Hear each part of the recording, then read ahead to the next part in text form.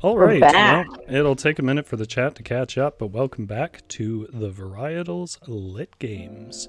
If you haven't been here before, my name is Rory. We are a group of Vancouver writers, and we are going to play a game where, based on chat suggestions and some votes from earlier in the week on our Instagram and Twitter, we are going to write a story.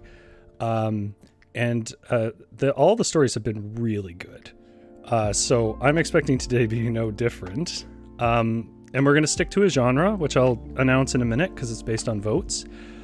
But as always, chat, let us know how we sound. Let us know that the sound's coming through, that it's balanced, that the background noise isn't too much, all of that. And while I wait for that, let's reintroduce the two veteran varietal streamers. I'll go top to bottom. Avalon, Born. Hello. Hello, Avalon. Give a quick introduction in case the chat doesn't know you. I'm Avalon Bourne. I was part of the Writers Studio, the fiction cohort, along with Rory and Dana back in 2018. I can't believe it's been that long ago now. I work in governance by day, by night, sometimes when I can actually convince myself to sit down and do it. I'm writing a modern Gothic novel about family drama and inheritance and different versions of ourselves that we are with different people. And hopefully someday soon it'll be published and then everyone can read it. Indeed. And then right below that, Dana Mahana. Dana, give us a quick insight on who you are. Hello. Thanks, Rory. My name's Dana Mahana, or Mahana, as Rory said. Am I saying it wrong? Some people say it Mahana, but it's Mahana. I think it sounds more fancy when you say it Mahana, but does. It's just not. It's not. I'm not that fancy. My pronunciation is the better one. My dear. We'll go No, with of that. course. Mahana. Okay. Yeah, and then I'm also a TWS graduate with Rory and Avalon.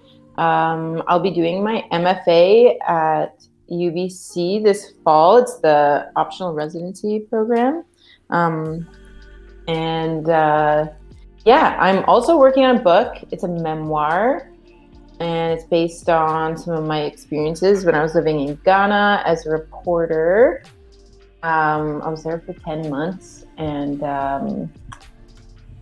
now I'm basically just a writer, editor, and working on some of my own projects. I'm working on a podcast, which I'm really excited about.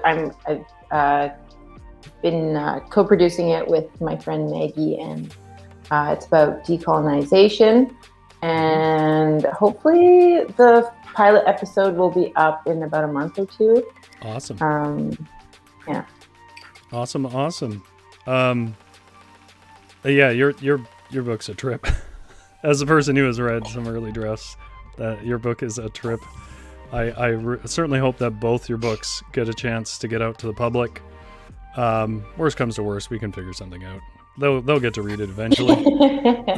Same with your trilogy, Rory. I'm looking forward to that. You mean my one short, to the point book? You know what? I'm not gonna let Chad in on this inside joke. They can just puzzle it together. It's not a joke, Rory. Yeah, my name's Rory. I am a varietal writer too. I'm out here in Vancouver. I went to the same writer's studio. That's how we all met. And I think we're about the only group that continued to meet this long. That was years ago at this point. But it's a really cool group of people with a lot of different selections, and that's why I really love writing with you guys and getting your feedback. There's always a lot of variety, and that was why I think other people should read it too. And so we set this up, and that takes me to the point, which is we have a website, varietal-literature.ca, which is down in the description. And that's where we put our short stories. And we have quite a few up now. We do it once a week on Friday, but the super secret Thursday stream club knows that we put it up on Thursday for you. And it's up right now, this week's. This week's is from, again, a writer that I don't think Stream even knows, named Erika Hiroko Aisumura, which is one of our writers. She's also from the TWS, and her story is called There Was Nothing Festive About the Fair at the PNE in 1942. And I just wanted to, she isn't really a stream person, didn't really want to come on the stream. She might be in the chat though. But I did ask her if there was anything I could pass on to the chat about it. And she says it's a story that's inspired by true events and history in her family. And it can be read as a piece of flash fiction or as a prose poem. And the accompanying image on it is a piece of her art overlaying some of her journal drawings with some of her sister's photography. And it is, like she said, inspired by true events. It is about internment camps. And I think the two things that really stand out is obviously that's a piece of history that just does not get enough attention in Canada. So it's very cool to see it talked about. But also, Erika is, well, I mean, without painting with too broad a brush, more daring than us. She will take experiments, and I think she does a very good job with keeping them sensible and accessible while still doing something unusual. And I think you'll see that this week in her story. Again, the link is down in the description if you want to read it. It'll be up from now on, but try and check it out this week. You guys have anything you want to add? I would agree with you. Erika has an amazing sense of adventure when it comes to her writing, and I just am so impressed and blown away and surprised by her writing. And this piece that she wrote is really quite short and sweet. Well, I guess it is sweet, but then also in a very dark way. Yeah. But it's just such a cool perspective on a little piece of history that I feel like is so largely unknown. Actually, it was she really brought it to my attention, and I definitely advise you to go check it out. Absolutely. And I actually put the link to her story in the chat box, so cool. You have that right there to go check out. Thank you very much, Avalon. It's teamwork here tonight. It's teamwork here every night. Whether you want to or not. I think it's really worth viewing, because if you don't understand like the title of our whole project here, or like Artist Commune, it's that there's a lot of variety. We each write in a different style, so I don't think you'll ever see sort of the same thing said the same way twice. Everybody's got their own thing, and I think that's what makes us an interesting group of writers. And that we're just so charming. Look at how charming we are. Let's get a smile from everybody. All right. Well, I've been ignoring chat, so I will say hello to chat. Hi, Suki. Hi, Michael. I see that you've gotten your own account this time. Hi, Caroline. Hi, Dana. You're cheating? Double dipping? Hello, Jennifer. Hello, Brandon Chung. And I know there's more that aren't in the chat, so hello to everybody. It's okay if you want to stay in the background and just watch. That works too. Hopefully, again, the sound is balanced and everybody can hear. I guess we'll get to it. So, let's do this. First thing I got to do is tell you what won. So the first thing we have to do is determine our genre, and determining our genre comes down to what won. And what one was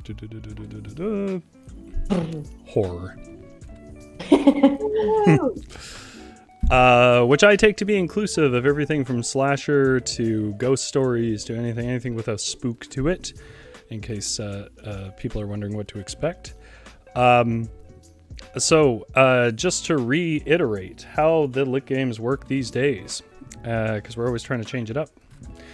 I have a 20-sided dice here, and I have a table of tropes right here. 20 specifically, done by genre. So for this one, it'll be horror. And with horror, what will happen is when one of our writers goes to write, I will roll the dice, we will get a genre trope, and they will have to work it in to what they're writing, as well as writing in that genre. But chat,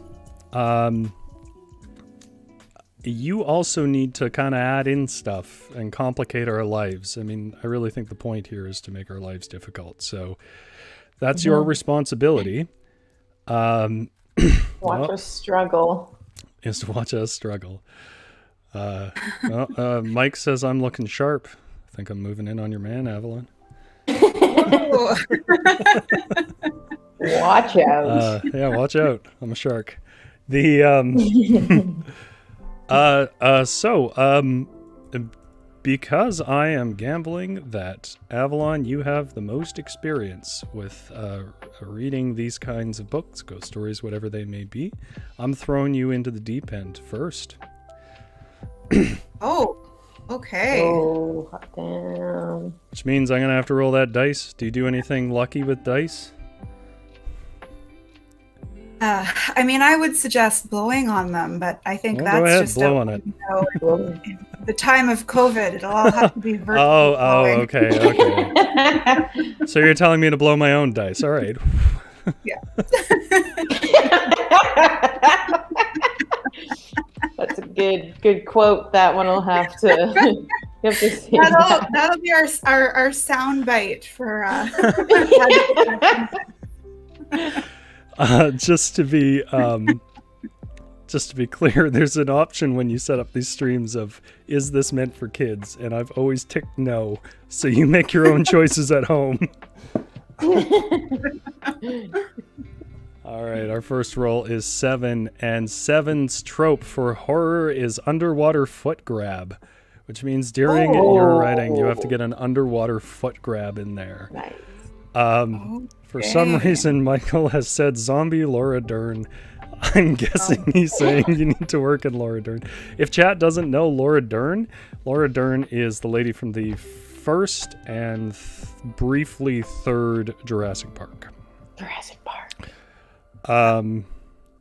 She also won the Oscar for Best Supporting Actress in what I think was a very controversial choice last year for Marriage Story. Oh, I never watched it. Was she married?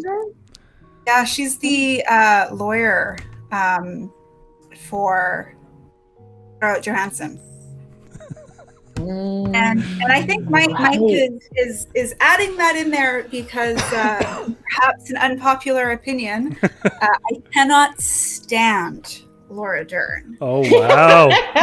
All right. Well, you're the one writing, though, so we'll have to hold on the unpopular opinion. I'll explain once you're writing. Are you ready? Do you understand your trope? Do you understand your genre, Avalon? Yes. Are you aware of how to work a keyboard? I should have checked that before, but thankfully it all panned out. All right. Ready to go. 5, 4, 3, 2, 1. And you're off. You have 5 minutes. Remember, chat, you can keep adding things. So Dana, something I wanted to do tonight was to have us express some unpopular opinions about writing, the writing process, or books and stories in general. Do you have any unpopular opinions, Dana? Unpopular opinions. Also, chat, if you have unpopular opinions, let us know. Oh yeah, let's bring in everyone's. I think my, I don't know how necessarily popular it is. I feel like maybe this is just a 50-50 choice, but in terms of planning an outline or creating a plot outline for your story, that's not something that I do, and I'm not sure that it's always necessary. But that might just be I don't know if that's just my opinion or if that's just laziness, but I think that it allows for more spontaneity to come in, and it actually, I feel like it places more responsibility on your characters, because I think if you have strong characters and you understand their motivations really well and have like a pretty well thought out backstory and idea of what their goal is in the story, then they will kind of make their own decisions and get there. So you let them kind of hash it out and create the plot as they go. I mean, you kind of have to have a general idea of what like the story is that you're trying to tell, but in terms of creating like a scene by scene, plot point by plot point, I don't know if that. I feel like that can really box you in terms of allowing a story to develop naturally. So contrary to sometimes to so many writing books, Dana Mahana is saying, don't do an outline because it restrains the characters. Yes, I guess that's a good summary. Do you have a pushback? I guess I would say, do you think that's dependent on genre? Because I think it might. I don't know how I would write a mystery without an outline. It seems like it'd be hard to do. I also don't know how to write a mystery. So if that ever comes up as a genre to vote on, don't vote for it because I don't know what I'm doing. But I have made attempts to make outlines and they never worked. I always ended up just breaking out of them anyways. So I don't know, but I do wonder if some of that is experience, whether we already have maybe an outline in our heads from writing so many stories, and right. I don't know. Chat, sorry, just a second. Chat is being quiet. This is the time to give us nonsense, chat. You're making Avalon easy street here. And if it's all easy, it's just people talking and writing a simple story, and that's not what you want. She's actually typing way too fast for me to think that she's suffering. Yeah, no, I don't see a bead of sweat on Avalon. Really going for it. Oh well, I mean, here I'll say my unpopular opinion, and then I'm gonna say it. Well, yep. Avalon's typing, and then I'm going to go next and duck out of the blowback. I think grammar's overrated. I think that when you write stories, most languages. This is what you were. Yeah. This is why you were going to wait till Avalon. Focus on your story. Explain yourself. Yeah. So, I mean, first of all, I think most people confuse style with grammar. That there are style guide things that are not grammar, in that sense, honestly, style is optional. The idea of don't end at a preposition is not a grammatical thing. That's a sensible sentence. It's just a style thing, and I think that can go away. But as far as grammar, grammar are contextual clues, and if you can make contextual clues other ways, like gestures and whatnot, I think that does the same amount of work. I have more to say on that, but I'm going to be the one next writing, and that's your alarm. I have pushback on that. Avalon and I can discuss that. There you go. Just in the nick of time there, Suki said fluffy happy unicorns in a brightly lit room with no menace whatsoever. Michael's calling me Cormac McCarthy. I'm not necessarily defending it that way. No, I think he gets by fine without it. But I guess if chat doesn't know, Cormac McCarthy is rather famous for dropping a lot of symbols used in grammar. All right, so what have you written so far? Because the way it works is that you read it, Avalon, and don't respond to anything I said yet. Well, don't worry. I think Dana and I will provide our rebuttal once you go next. We'll collab on our rebuttal. All right, here we go. The sun was hot that day at camp. That day I met Laura Dern. Memory is faded, a curling tea-colored photograph that still manages to fill my soul with dread. I was 12, not really a child, not yet an adult, and summer camp was my whole world. It was late afternoon, and most activities had finished up for the day. Those of us already free were down at the lake, waiting for the sky to darken enough for the campfires to start. I had been swimming with a few others, but both Jimmy and Tina had gone back in, hoping to snag an early hot dog. I wanted to spend the hottest part of the day deep in the chilling lake, a decision I would come to regret deeply. I was swimming out deeper and deeper, excited to be out of the vision of the usually ever-present counselors. It was almost too cold in the middle of the lake, but bracingly so. Wondered how far I could make it before the coldness or teenage authority would reel me back to the safety of the shore. Suddenly, I felt a pressure on my foot. Wow. Ooh, just brought it in the nick of time. Can I say, but bracingly so is not a sentence I would have ever thought of. It's a great sentence, but I would have never thought of it. There are little moments where I'm like, yeah, wow, that's a much better way to put things than I would have. All right, I'm ducking out here, so I'm rolling my dice. Yeah. Like a proper coward. All right. Right, Rory. This is called Courage of Your Convictions. How the hell am I going to work that in? I got Evil Clown. Ooh. Evil Clown? Yeah, camp. This is a good setting. I like this setting. Oh. And I got to work in fluffy, happy unicorns in a brightly lit room with no menace whatsoever. Okay. I feel like Suki is working against the premise of horror on purpose, which is completely fair. A chat can do whatever they want. A good challenge.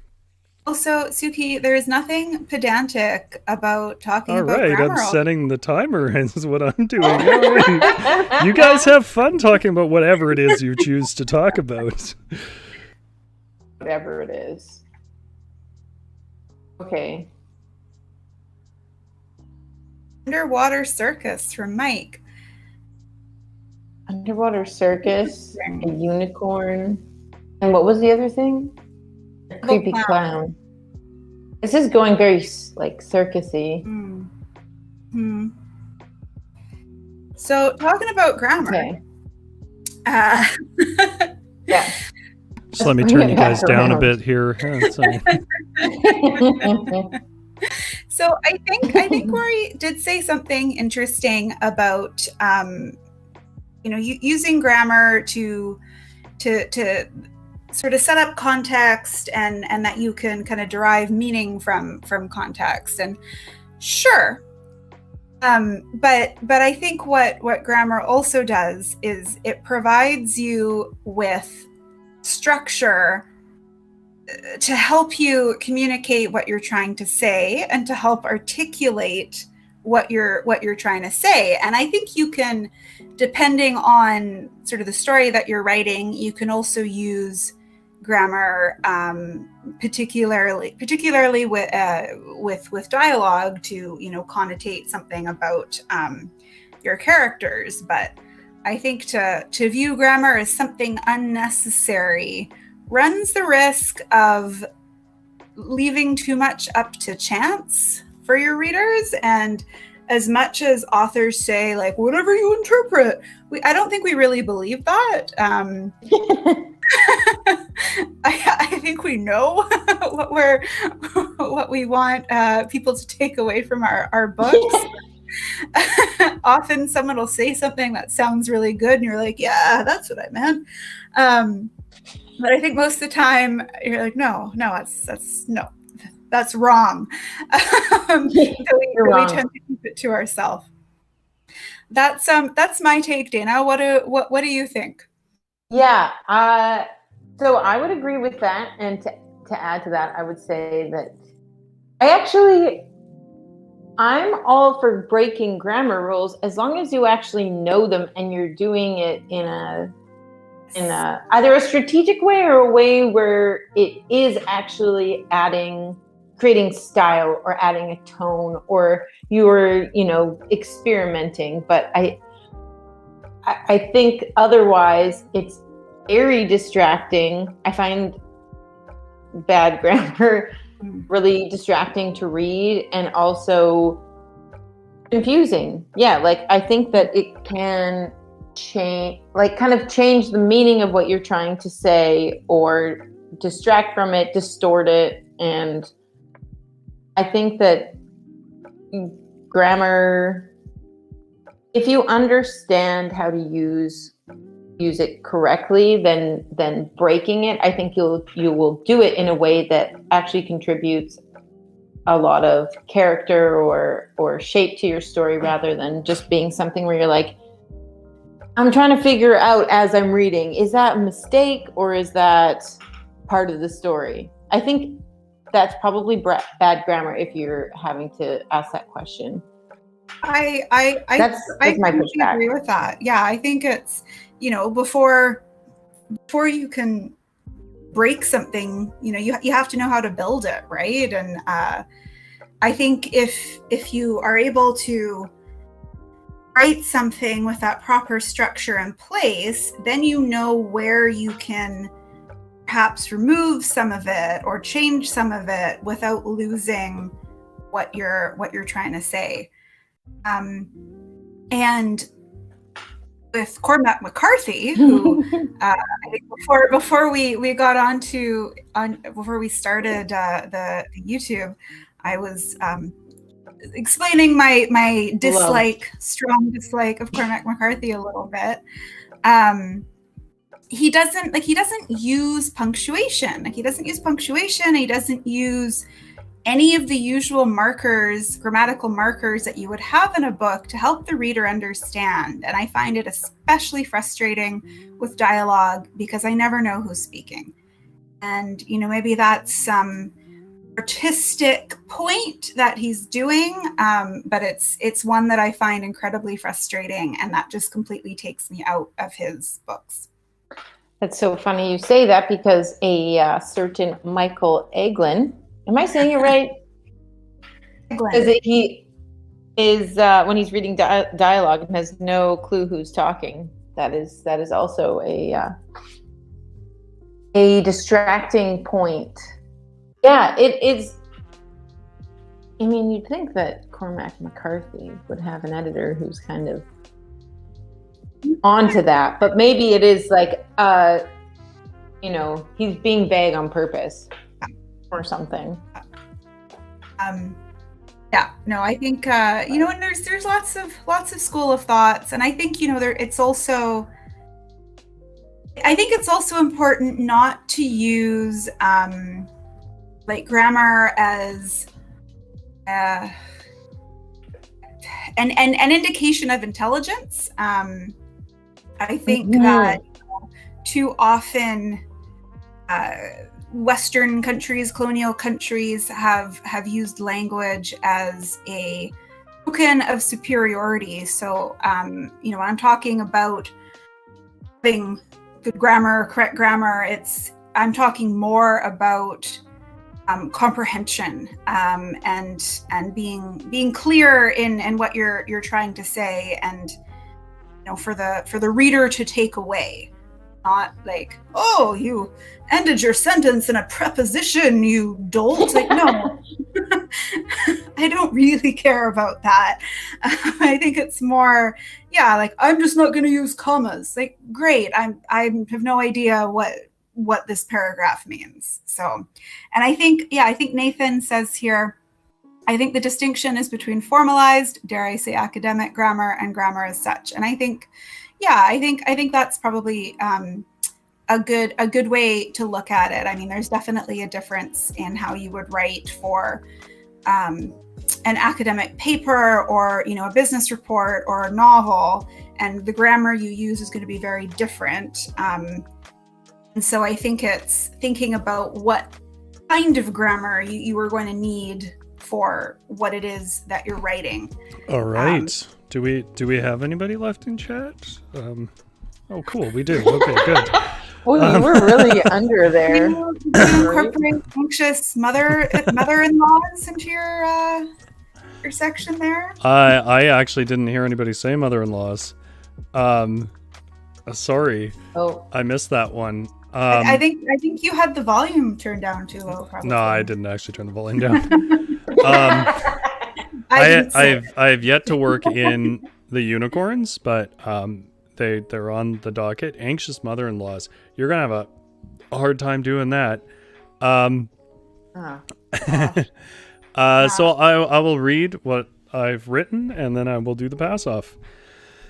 Suddenly I felt a pressure on my foot.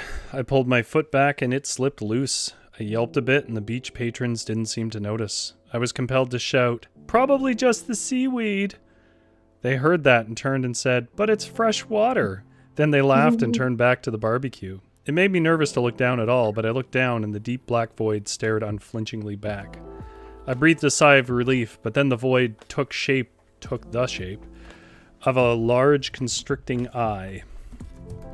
I opened my mouth to scream, but it was quickly filled with a cold hand that grabbed my tongue and yanked me underwater. Through my blurry eyes stung with grim lake water, all I could see of the owner of the hand was 2 red eyes and a single red nose over a row of teeth. It hovered over a pupil that consumed the lake floor and had the striped tents of a circus tent staked into it. Ooh. Oh my god.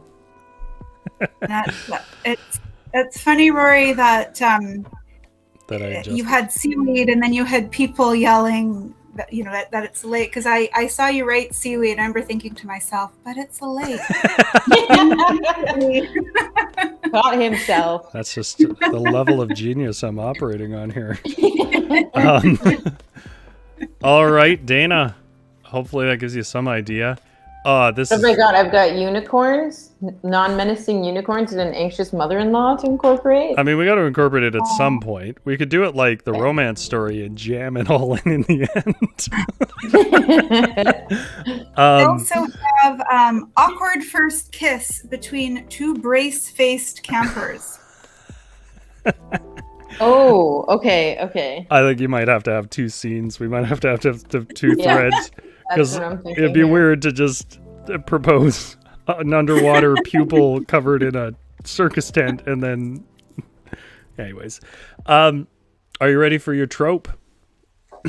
Dana. Bring it on. You rolled an 8, which is the expert who knows. And if I could give you a bit more on this, if you don't know horror, it's the expert who comes along and adds exposition in to explain a bunch of stuff that they don't actually want to do any storytelling on. So if anything, it's one of the easiest tropes, like the expert who knows like Sumerian text and is like, well, know this or know some weird amount of stuff. So right, I definitely think with all the recommendations we have, we're going to have sort of a cut back and forth. I mean, it's up to you, but I don't know how else. That's what I was thinking. It's a good way to exit this scene. Cool. Okay. Do you need anything more from me, Dana? No. All right. I'll take the start of a timer. I'm going to give you what I'm calling the Felix talk, though, to all of us, now that, we're getting to our sort of past that inciting incident. We all need to work together against the chat to finish a story. So, God, no ice cream policeman, please. This is a combat. Okay. Us versus them. Yeah, try to develop a character in action. Don't bring in a made up police force. Okay. I'll do my best. Okay. So you have to work in the expert who knows, and if you can, try and work in brace face kiss. And we've been sitting on this anxious mother-in-law and evil clown. Well, Evil Clown I worked in. That was who was pulling me under. Well, I implied. I guess it could be adjusted.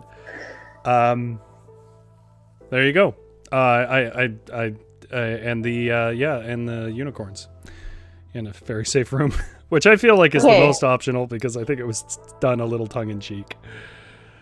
Okay, I'm starting your timer, Dana. Okay. And Holly has just mentioned, can you include mysterious metallic object that keeps appearing in random places, like a key or a coin, etc.?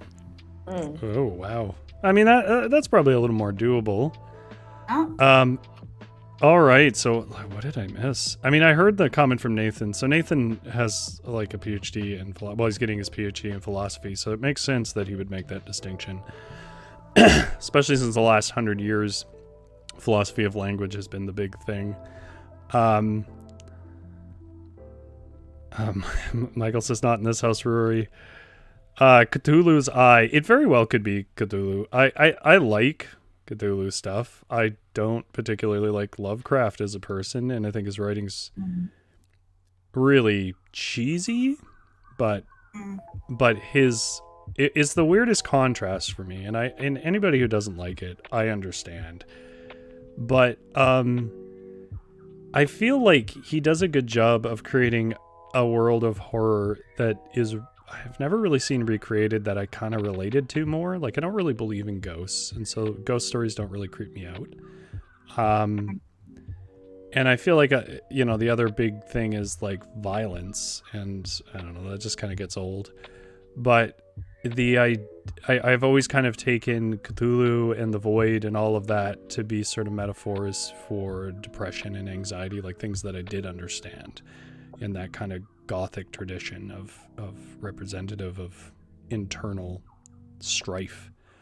It probably actually represented his fear of other races because he was an incredible racist, but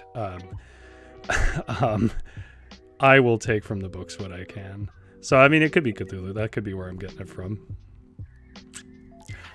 I think with horror, it's ghost stories are one of the oldest sort of genres. I think there's always been explicable things that people want an explanation for, or use as a cautionary tale, and so I think the tradition of ghost stories is deeply ingrained, and so I think there's a lot of different influences that find their way into that genre, and I think there's a lot of similarities between different cultures and different languages. And all the different horror novels and writings that there are, like you tend to see a lot of similar, not necessarily similar plots, but similar tropes, maybe similar inspiration.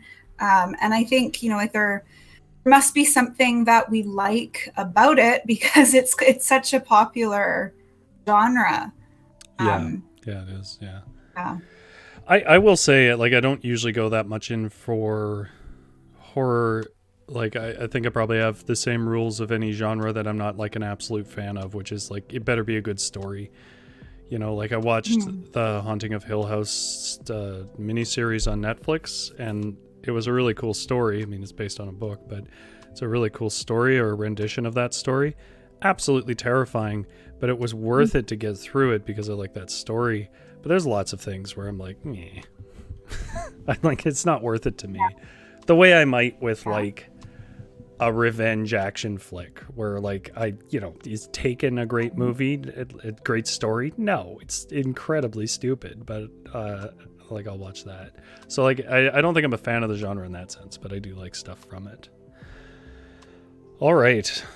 Yeah, I think I agree with the whole point about it having to be a good story. I think that's kind of true with anything, right? Yeah. Otherwise, just a bit.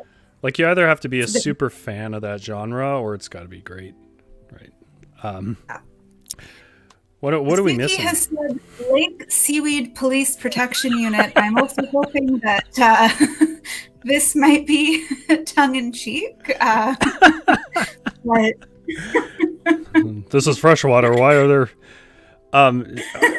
Were you watching last week? Do you know what we're referencing? Because Spencer called it the Felix moment. I wasn't able to. So we were trying to write a romance, and at some point we passed it to Felix, and we were already kind of pushing along. And I was like, okay, Felix, like, let's develop some stuff. You got to develop a relationship. And instead of doing any of that, Felix had someone come in and say they were the police protection unit, and that they had given chocolate ice cream to somebody who wanted vanilla. And I was like, hey, you should go back and watch the stream just for that. That goes for everybody in the chat, because my reaction was not very garden professional. I was like, what have you done to me? Because I had to write after that. Yeah. Dana, finish your sentence. You were free. We really ignored the chat in there, so I'm gonna give the chat a little bit of attention here. Really bad and stingy. I'm Hangnail. assuming stingy. Stingy, yeah. A cheap hangnail. Never pays for dinner. All right. Yeah, sorry, Dana. How did that go for you? What's the... Oh, it felt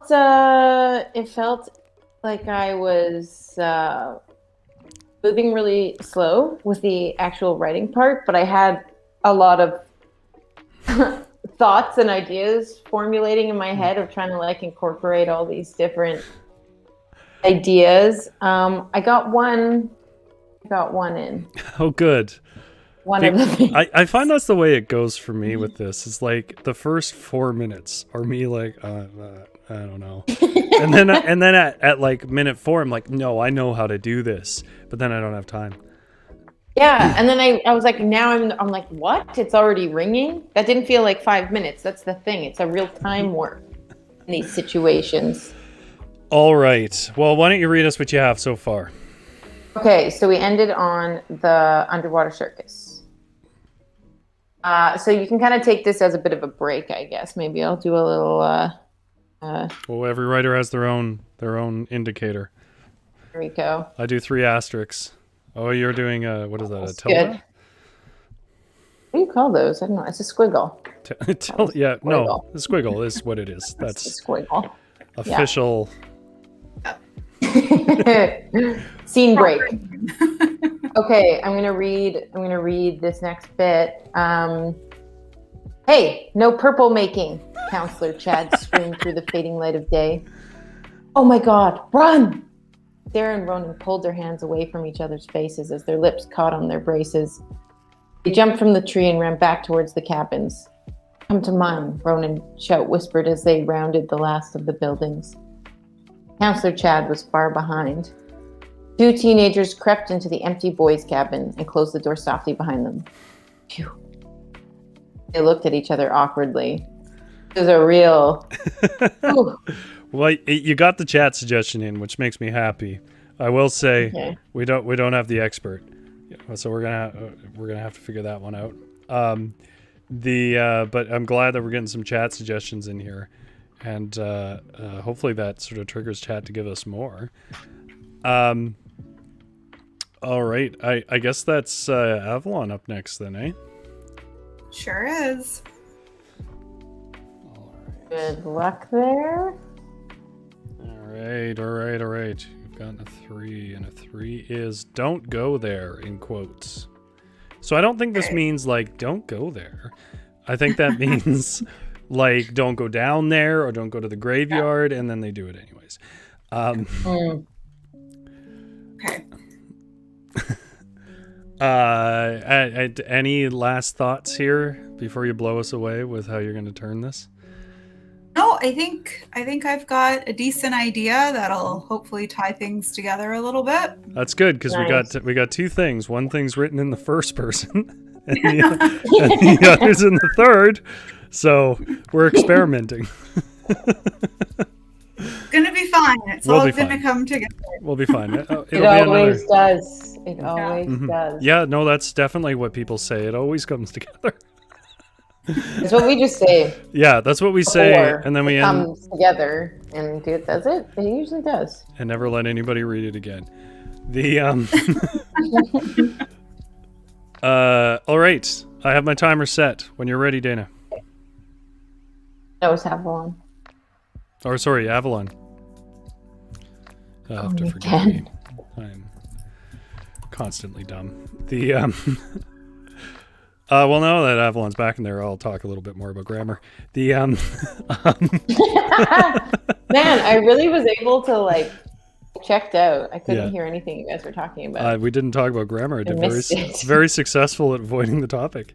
That you were. I got to be honest, it's probably not the level of unpopular that I made it sound. I think a lot of where my distaste for it comes from two places. First of all, exactly something that Avalon did talk about when I was writing, which is people use it as a way to abuse people. And I hate that. Or a mark of intelligence. And the same with spelling, which neither of those has anything to do with being intelligent. It's a way of being petty, and I don't like that. However, the other thing I don't like about grammar is that in English, a lot of its source just comes from the way a king talked. It doesn't really... It was sort of like a standard. They wanted a standard, and so they just basically were like, the king's infallible, let's do it like the king. And then everybody had to kind of talk like the king. And I guess my only sort of strong statement here is that we told each other stories around campfires and stuff long before we formalized it into grammar. I think I can concede that grammar assists things, but I think maybe there's a hell of a lot more context and assumption even with grammar in language. And with or without grammar, people get confused by text. Obviously, I use it in my writing. It's something I know. I just don't feel the need to get too on top of people about it, and I kind of don't think others should either. Oh, Katara says grammar is descriptive, not prescriptive. Ooh, that's going to be controversial. Oh wait, what was the comment? Katara says she studied linguistics, so then it's a fact. Ooh. I mean, that's very true. Cool. That's very true of dictionaries. People try to use dictionary definitions to settle debates, and that's silly because they're taxonomic. They're not prescriptive. All right, so that's me being like a blowhard and filling the space. Dana, do you have another unpopular opinion? Oh man, are we done talking about grammar already? Well, if you have something to give back, sure.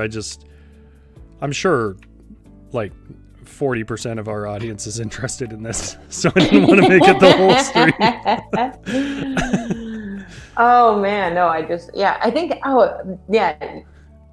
making good points. Oh, Spencer said include the stranding. Oh my god. Well, if you guys didn't see the whole stream last week, that's going to have to fall to me. Anyways, carry on.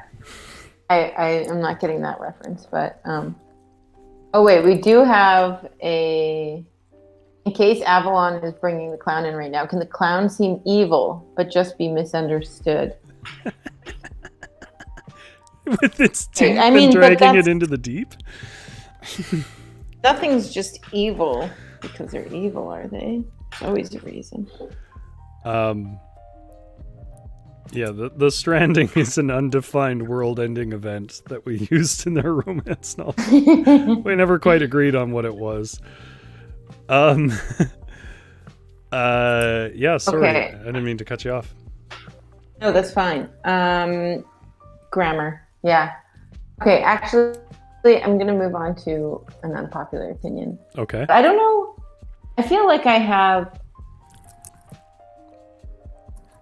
Okay. I don't know. I feel like this is probably an unpopular opinion more with writers than it is with a general population. Okay, But that's fine. Did you ever read A House in the Sky? I did not know. Okay. Well, this will be a difficult discussion. That's okay. Anyways, it was written by Amanda Lindhout. I think that's how you say her name. And co-authored with another journalist. And now I'm forgetting her name, which is terrible. But basically, she's recounting this experience of being held hostage in what country was she in? She was a journalist, and yet she was captured and held hostage, and all these horrible things happened to her. And then she rewrote the story. Well, not rewrote. Sorry, she wrote the story. It was co-authored with another journalist, and I think she was. I read some reviews online because I heard that there was this real pushback, but basically just I guess it was more about her like moral compass in that, and like people were giving her a really hard time for I guess not being traditionally trained as a journalist, and sort of I see. That she was being really reckless, and yeah, I don't know. But when I read it, I maybe I just have a lot of like similar personality traits as her, but I was just like, oh, I thought that was, she was kind of like going for it, and she was trying something new, and something terrible happened, but I don't know. It seemed like there was a lot of victim blaming going on. All right. Well, what's it called? House in the Sky? Yeah. Dana likes House in the Sky. Chat can eat it if they don't agree. Avalon, you're free. I'm sorry. I didn't want to cut Dana off. All right. Okay, 1 second. Yeah, no problem. Yeah, I will say, like, I have an opinion about anything. I have opinions about like cheese and milk, so like I have opinions about anything, but I would say a lot of them, I feel like a lot of my unpopular opinions I hesitate to share because I think they just make me look like an idiot, probably because I kind of am.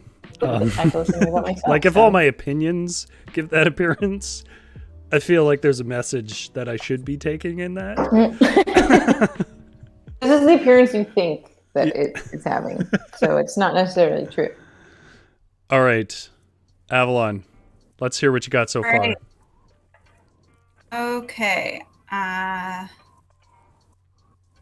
you wrote a lot. Dana ended with, they looked at each other awkwardly. Neither of them had said a word. It was a close one, you two. Sarah and Ronan whirled around to see a shadowy figure emerge from the corner of the not-so-empty cabin. Shh, don't worry, kids. I'm the woodsman, old Bruce. I keep the camp free of brush. Sarah and Ronan stared at him silently, pondering this. You came to see me the other night, young fella. You had a splinter. Ronan started nodding, remembering the strange-looking and smelling man who had clucked over his finger.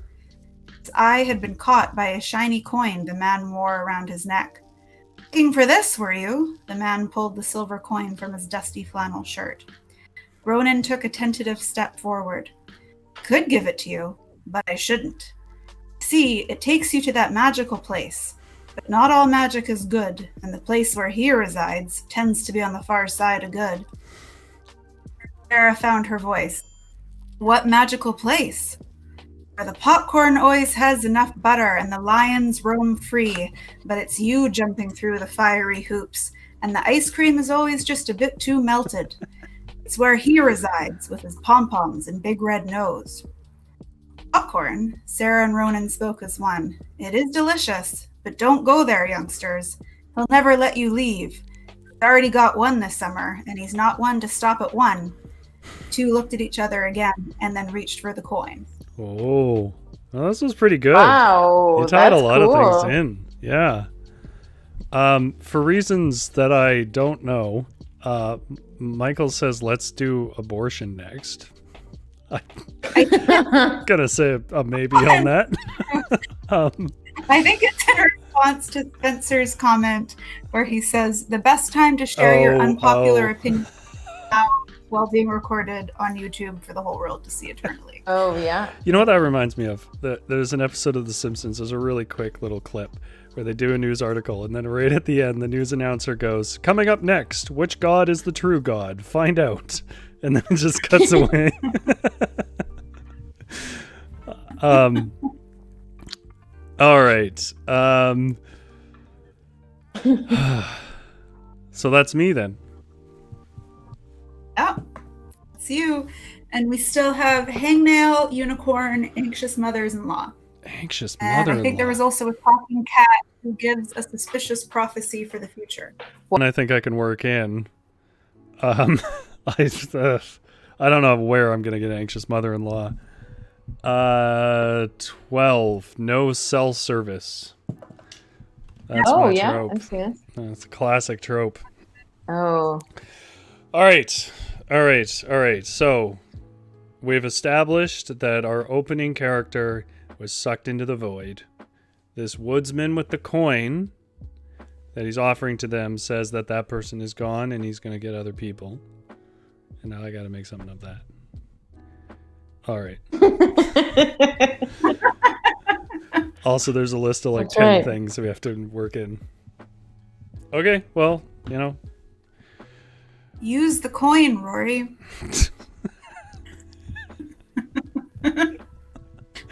Oh yeah, no, you're right.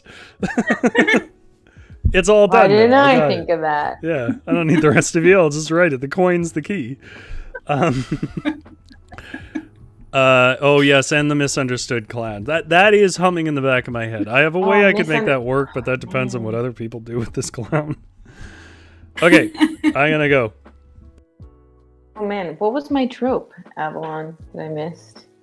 Your trope was the random metallic object. Oh, it wasn't. no, Your but the trope- die. No, it was the expert who knows. Expert. Okay.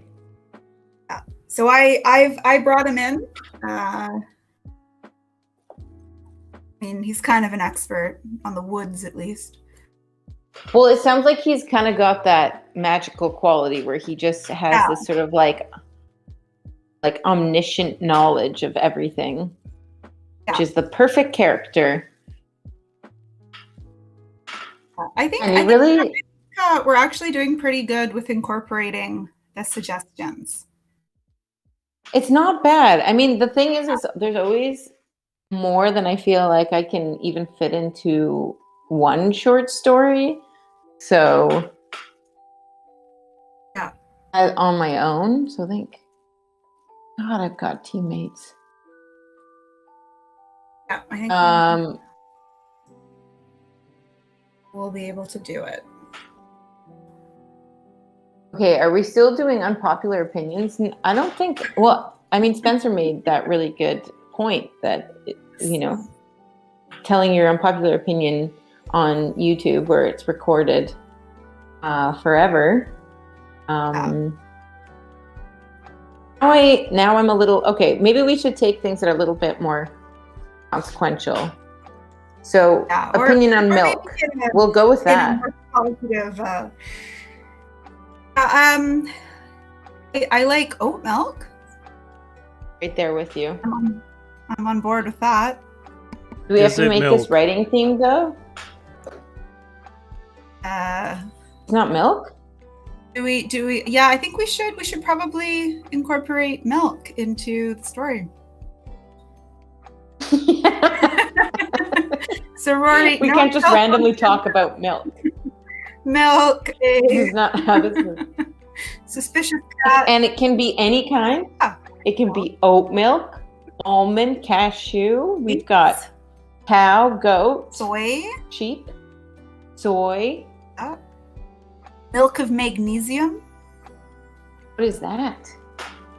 Uh, It sounds like something like a it's like, thing that you take from a little bottle. well, yeah, because like magnesium is a supplement, like a mineral or something.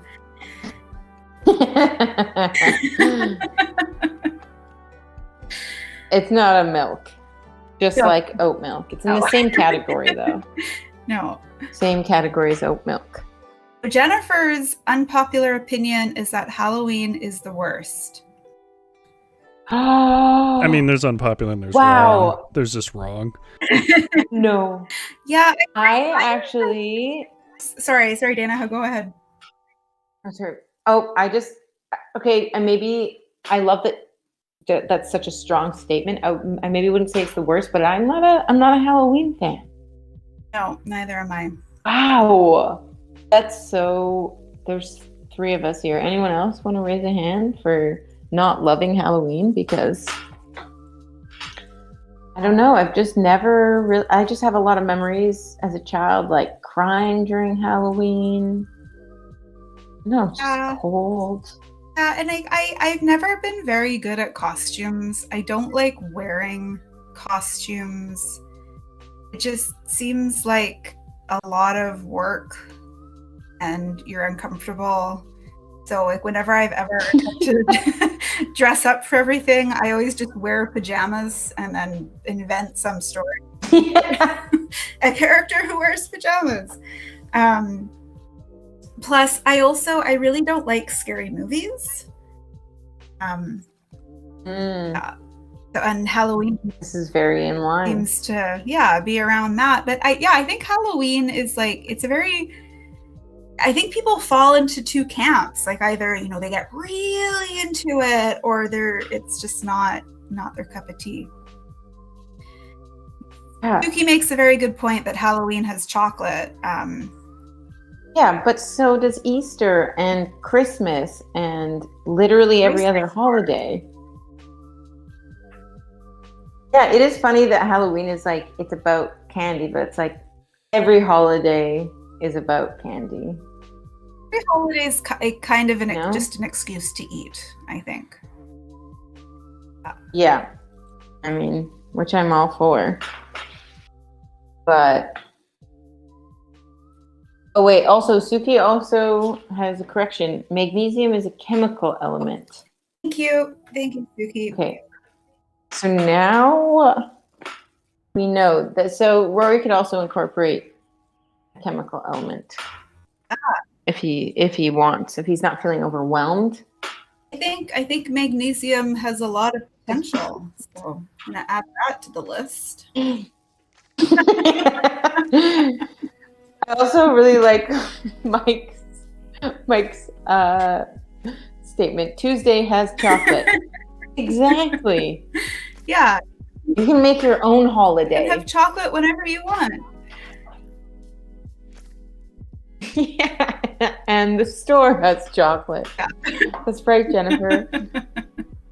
Basically, if we follow this conversation logically, the store is Halloween. Yeah. Right? Halloween and the store are the same thing. They both have chocolate. We've really broken it down. Everyone's dressed up as somebody who hates their lives, It's...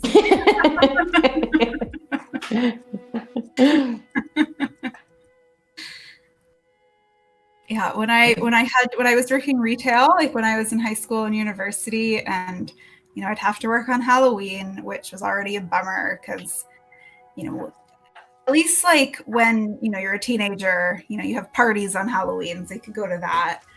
And I'd have to work Halloween, and then almost every single person who came into the store would be like, aren't you wearing a costume? And, oh, I bet your costume is like Safeway cashier. It's just, yeah. Like, nailed it. That's right. Correct. You win. All right. That's me. Okay. All right. I will spend... Well, I mean, once I get done this, I will be defending Halloween. Well, let's read what I got. The 2 looked at each other again, then reached for the coin. When they took the coin, the shadows consumed the woodman, and for a moment there was nothing but ambience. The ambience, I should say.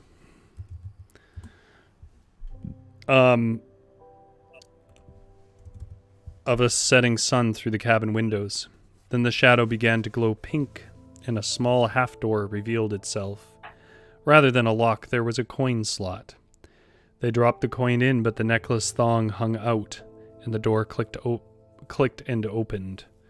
Inside there was a pink room, decorated on every side with plush pink unicorns. The room was warmer than the cabin and peaceful. At the table before them was a tiger-striped cat licking buttermilk up the side of a glass. They were stunned for a moment and froze. Then the cat turned its head and spoke. "You can make no calls now, for there is no service at the bottom of a lake." The door clicked behind them and the cat smiled. Out the windows, which were once dark, the lights of a carnival, disturbed by the distortions of water, began to dance. Oh, wow. Ooh. Very cool. Once again, I don't know what the plot is, but we're moving things. It's kind of I'll find it. I'm going to look for it. All right.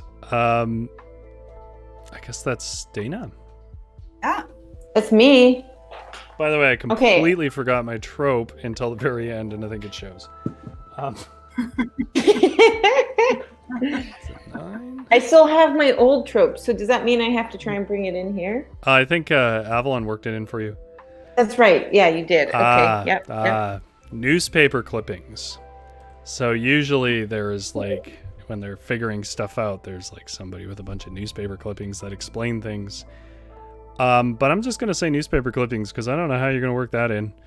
Oh my God. We have the sympathetic clown still left. What else do we have left, Avalon? Anxious mothers-in-law, a hangnail, magnesium, and now newspaper clippings and the sympathetic clown. Paper. Magnesium. Hey, that was us. That was you and me there. It's mostly me. Well, I think you're both very smart writers, and I hope you can do what I can't think of. Okay, can I have 5 minutes to think and then 5 minutes to write? That works. Okay. All right. I have to go now. Are you ready? Okay. Nope. Well, I'm pushing Fine. timer That's anyways. Good luck. All right. What did we get up to on the last time, Avalon? We've mainly been talking about milk of magnesium. The poison? No, it's not No, poison. Mike has clarified that I think it helps with digestion. That's right. I'm thinking of something else. That's we've solved that mystery. Am I thinking of like milk of magnolia or something like that? Is that the poison? You can steep magnolia in a liquid and use it to poison people. Why do you know this? It's in a book. Oh, really? Is it in a book of how to kill my partner for taking over my YouTube account? Shh. Mike, don't drink milk. Don't drink the milk.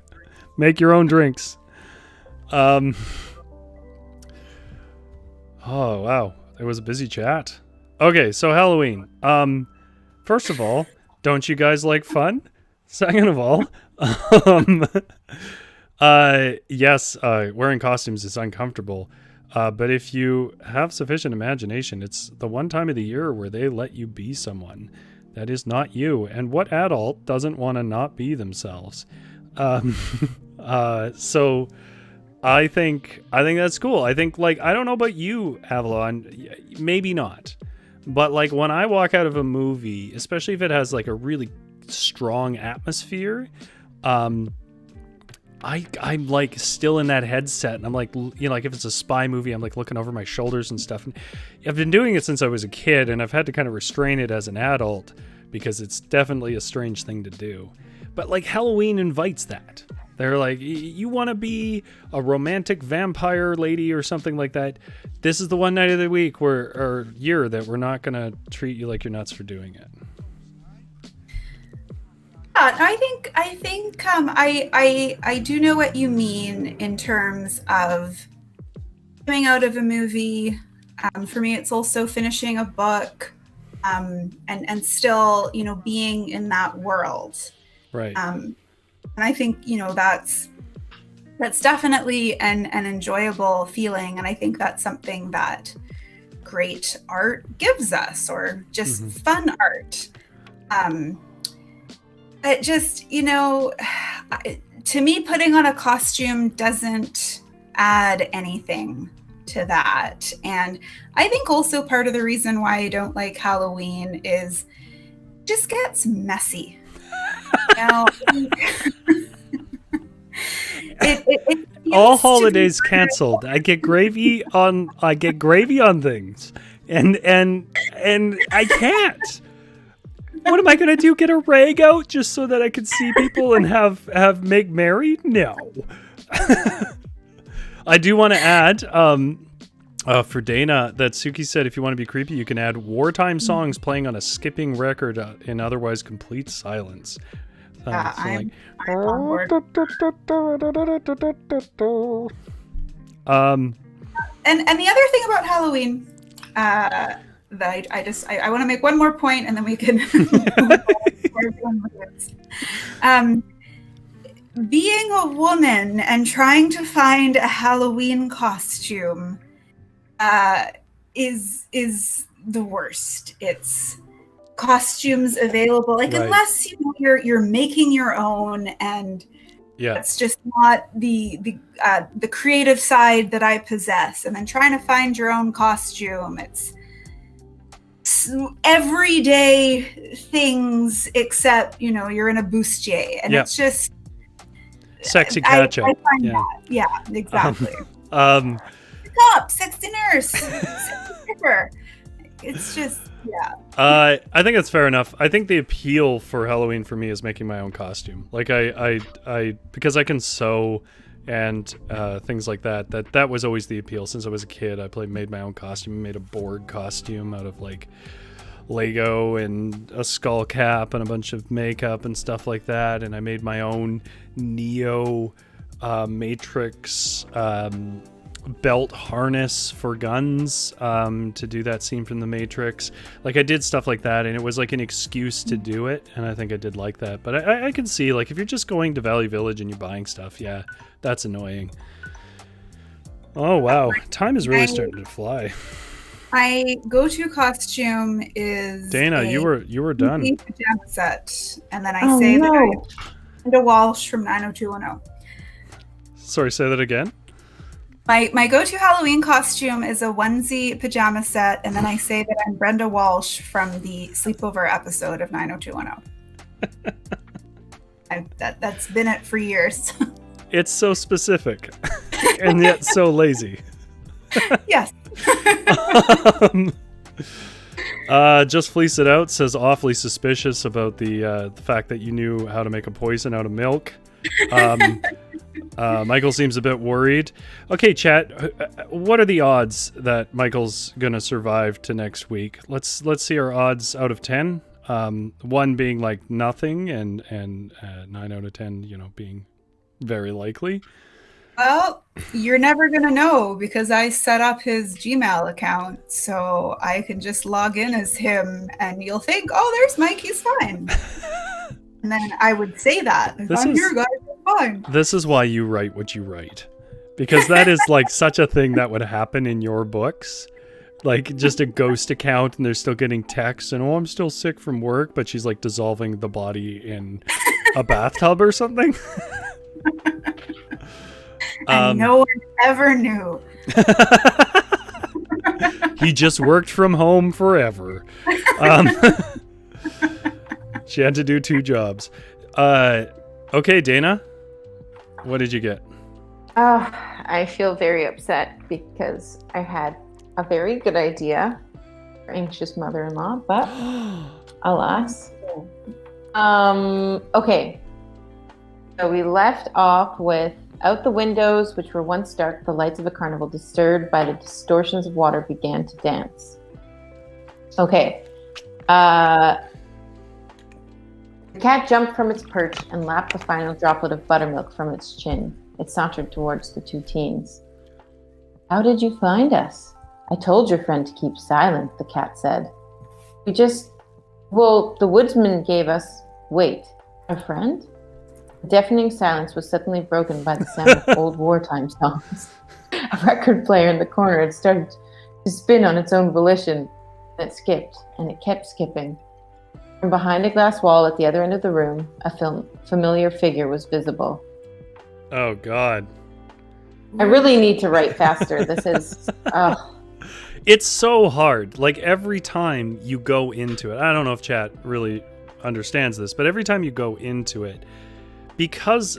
I don't want to speak for everyone here, but because we're writers, we can't not take it seriously.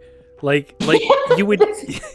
You would think we could just write silly sentences and get by, and that must be what they're doing. But 100% we're trying to make a real story, because it's like beaten into you. So then you sit there, and for 2.5 minutes, it's like you got amnesia from the last time, where you should have just been writing. And instead you're like, no, what could I do with the character here? And well, I should probably work in some description because we haven't had a lot of setting. And then you're like, what am I doing? I think you really got to just be like action minded. Yeah. Yeah. You got to push for action. As if we're writing a script. I've also learned, yeah, I agree with that actually. Yeah. Because the dialogue's the only thing that can move that quick. Yeah. No, and I think that you know, most, if not every writer secretly thinks that everything they write is just going to be amazing because of this inherent talent that they have. It's like, no, I can't write something trivial because of my art. It's precious. You're like putting layers. You're like, well, if I named her Persephone, then I could pull in some of the Greek imagery. And you're like, it's a stream where we're writing based on tropes, Rory. Just write a sentence. Like, there's like half of me that's like, get it done. I know, I have a whole backstory for like Chad the counselor in my mind. I've forgotten about Chad the counselor. I'm getting into the clown in my head. I've like developed a story. Jennifer says, I thought Rory was talking about Chad, the camp counselor, but he said chat. Chat, your collective name is Chad now. Chad. All right. Who's up next? Is it me or is it Avalon? It's me. Avalon. All right, I'm gonna try and bring this home. At Yeah, least I think we're getting to the point where we have to start. Way home. We're gonna have to start doing our 2.5-minute cycles soon. I'm gonna give you one last 5-minute run, and then we'll go to 2.5. I have 4, which is Girl Runs and Falls. Oh yeah. Wouldn't be a horror story unless a girl run and fell. Michael says Chad is dissolving in a tub. Chat, we'd never dissolve you. Unless we could reasonably open several accounts and chat to ourselves. Then yes, then you should be afraid. Okay. So, you got a pretty simple one, run and fall, but you also have like 5 other suggestions from the chat to incorporate. I believe in you. You're going to do great. All right, go.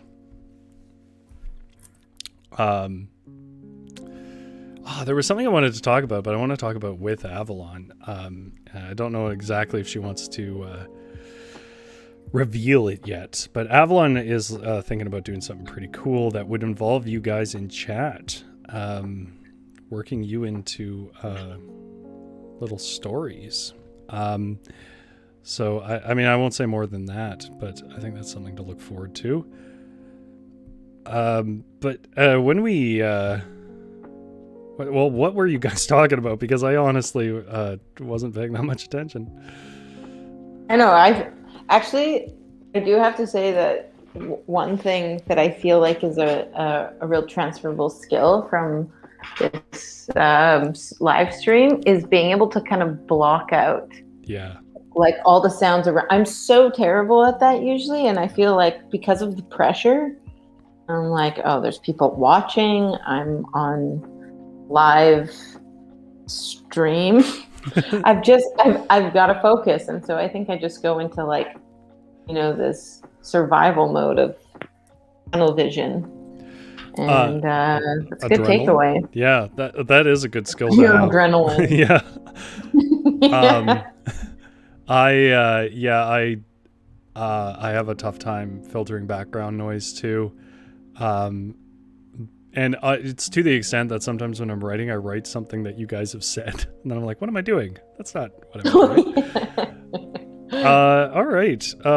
Jennifer, Chad really values the seriousness. So Jennifer likes that we're taking it so seriously. How does the rest of chat feel about that? How does like Suki and Kotaru and Just Fleece It Out and all the rest of you, how do you feel about the fact that we can't turn off the art side of our brain and somehow think that we, in this setting, are going to write anything sensible or meaningful?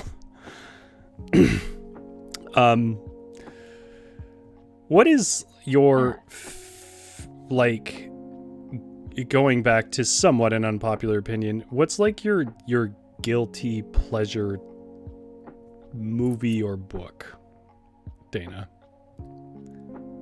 Oh man, that's a good question. Movie or book?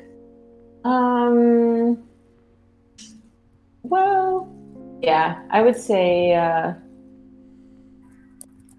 Thelma and Louise. I don't feel that guilty about it, I guess. Maybe that's not a good one. I mean, it's a respected movie. Yeah. You know, my issue with Thelma and Louise is I don't like melodrama. Like, I didn't like Titanic. I really don't like melodrama. And I've come to realize I'm kind of alone in that. A lot of people like melodrama, but the melodramatic elements of it, I don't know. It just takes me out of it. Okay, what parts would you say are melodramatic? Because maybe I think of melodrama as something different than you do. I don't mean like fainting Victorian melodrama. Like, obviously that's the origin. I just mean like just that high. Oh, I got some chat has something I have to address in a minute. Just the high self-serious emotion. Like there's definitely some humor and freedom in that movie, but like it's just right up to how it ends and stuff is just very, very high drama. And I don't know, I feel like I can't relate to it. I'm sorry to not give you a chance to respond, but I've been called out here. Jennifer says, here's another unpopular opinion to offend Rory. Escape rooms are annoying. How do you feel about the escape rooms, Dana, before I fill the chat with this? I've been to one once, and I was handcuffed to a wall in a padded room with like a few other people, and I was like, what if this is just a trick? I think that they could be really cool. I think our team worked really poorly together. We didn't do very well at all. And maybe that's just, actually maybe, you go as like a work team, and I was like, maybe we shouldn't all be working together, because maybe this is a very telltale sign of like the ways that we work together. Dana, I'm going to completely agree with you there, which is I think that an escape room is only as good as the people you're playing with. Avalon, finish your sentence, but your time is up. I agree. Like, I think sometimes people have bad experiences and get really annoyed with escape rooms, and it's because like people are not carrying their weight, and that can make them really annoying. I like how far and atmospheric they can go. Like, I just like being in basically a movie set. I don't think I've ever successfully gotten all the way through. Like, we've gotten close. I went to maybe 3 or 4. Yeah. I did want to say something that Suki said. And I should mention, Suki is an animator by trade, currently working on the Peanuts specials. I think it's a fundamental part of being an artist, about being serious. I cannot surrender a drawing if there are things wrong with it I am aware of and actively can do something about. I relate to you guys. Yeah, like you get so possessive with you get so possessive with the I don't know about other people, but I get possessive. Like, if we were actually writing a story that we were going to submit somewhere right now, I'd be a different person. I'd be like, no, that's wrong. We don't do it that way. This is what the character does. Like, I think that I feel like a lot of writers are like that, and that's why they're writers, because you don't really have to deal with anybody when you're doing your first drafts. Mm-hmm. I do think that there's a fine line between like trying to make something perfect and let that being an obstacle to like taking risks, or even just like putting something out into the world and it not being, perfect. And I think that is also a fundamental way of how you can like improve and learn. So I think that there's kind of a bit of a balance. I'm inclined. I feel like Avalon is intentionally extending a sentence. This has spurred some interesting stuff in chat, so I wanted to mention it. First of all, Michael is writing his own horror story. He said he's handcuffed to a wall right now. I like that there's like a meta story right now where you've handcuffed up your partner and you're gonna poison him with milk and then pretend he's here. Holly says, I have no interest in an escape room. That's odd, because I genuinely think you would like them, Holly. You might find them a little frustrating. Like, not every escape room is horror. I'm a little surprised they handcuffed you to a wall. Like, what if there was a fire? Well, I guess you're going to have to figure it out quicker. Oh, that's a good point. Yeah, it was weird. That sounds like a liability issue just waiting to happen. Yeah, I don't think I would let anybody. It was just one hand. But we did this one that was like an Egyptian tomb, and it was this little room where we were doing puzzles, and then at one point one of the walls opened up and there was like a whole like sarcophagus in there, and that was really cool. I like stuff like that. Okay, so you had your 20 minutes of writing. I think I moved things along a little bit. Okay. Good. So Dana's last line was, from behind a glass wall at the other end of the room, a familiar figure was visible. Jason! I heard my name from far away as though underwater, which made sense. I turned and saw Sarah running towards me, and then saw her trip over a moat of dust and fall. I banged on the glass, but my warning was in vain. Jason! Sarah was back up, and her and Roman were now both banging on the glass.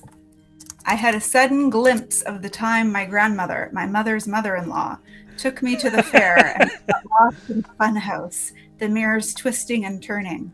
Her anxiety overtook her, and my grandmother smashed through the glass with a steel nail file she kept in her force of pressure, Jason, force of pressure.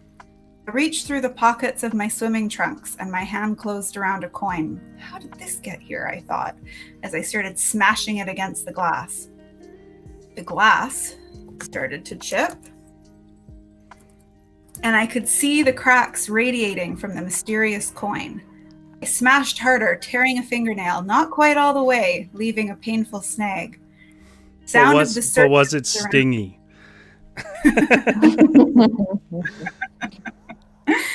The sound of the circus surrounded me and my stomach dropped. He's coming, I whispered. I saw a shadow lurking towards me, a familiar profile denoting his right-hand woman, her high-pitched guffaw filling the space, her vacant, good-natured face hiding the mania underneath. Wherever he went, she led the way. Oh, you did good. Is, I probably missed this. Is Jason the name of the person from the beginning? It is now. Yeah, okay. I was like, is that a name that was added in, or did I miss it? Okay, cool. I like that we're doing like a psychological thing.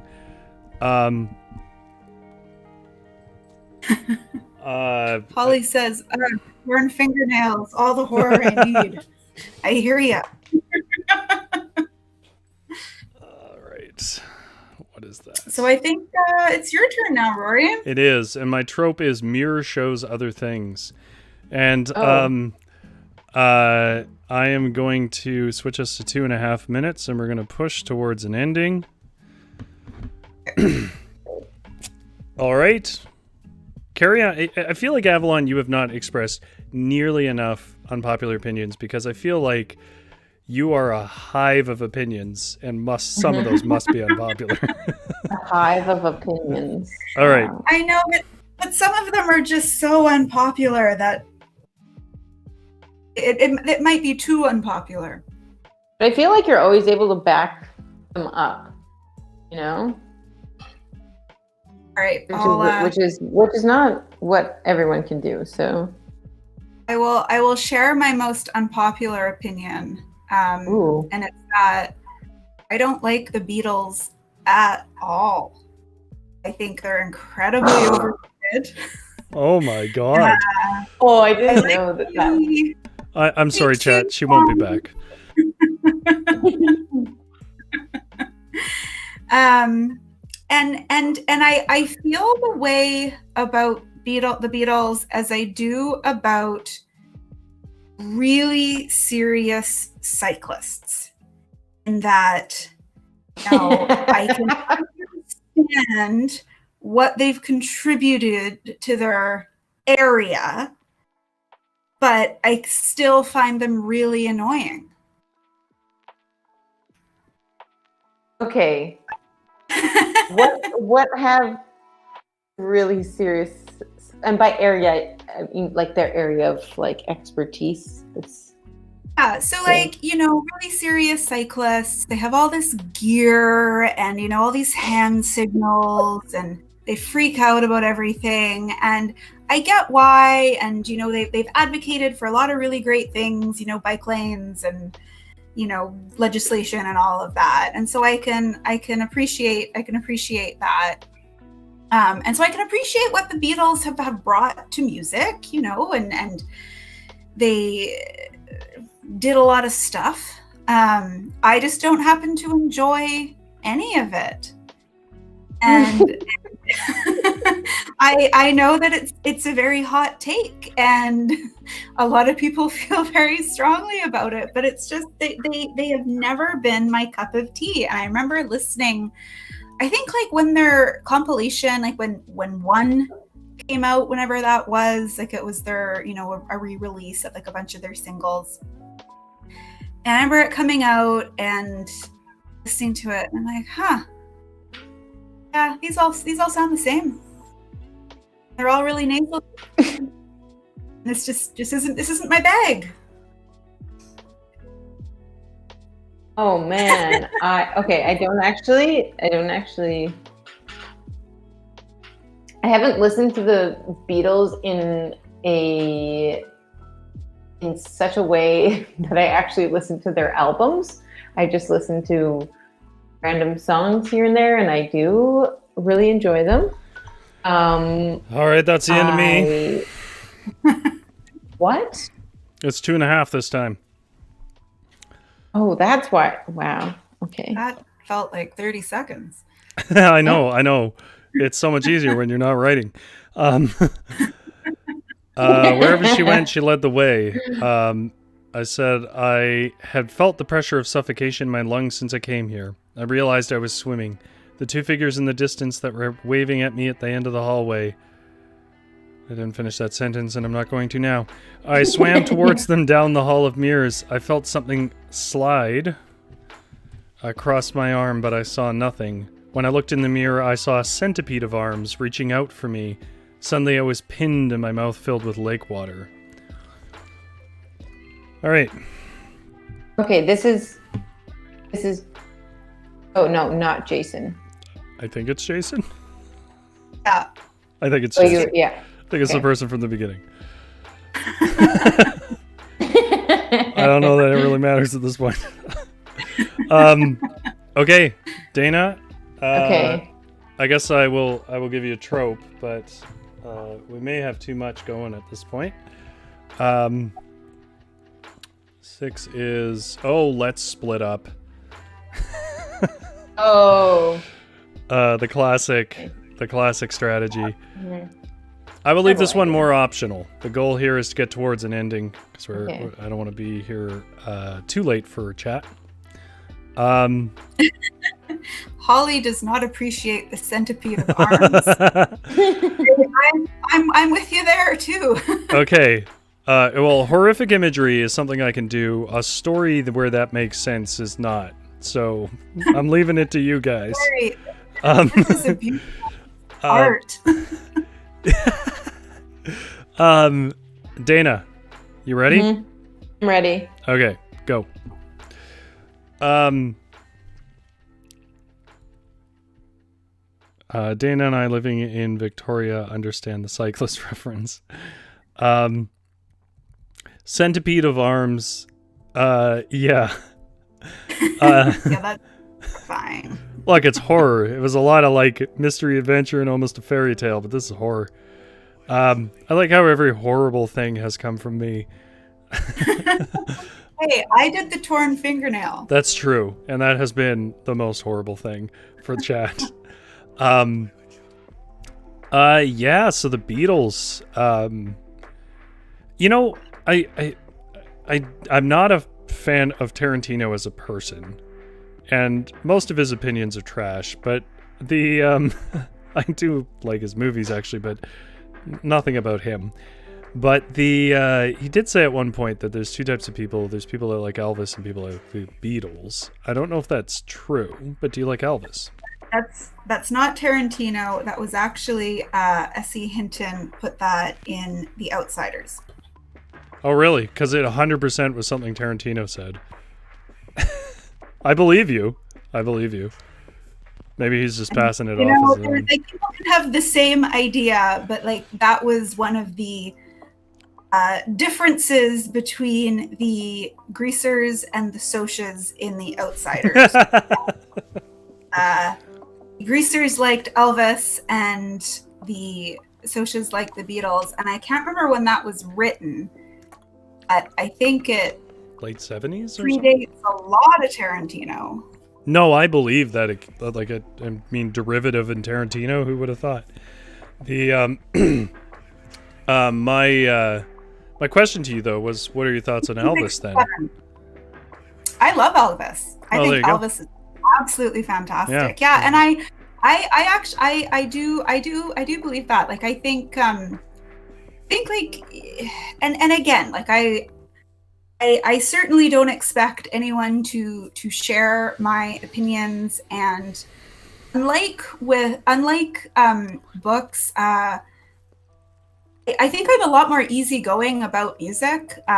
You know, if I like something, I don't expect everyone else to like it. If I don't like something, I don't expect anyone else to not like it. Dana, you're good. Not like that.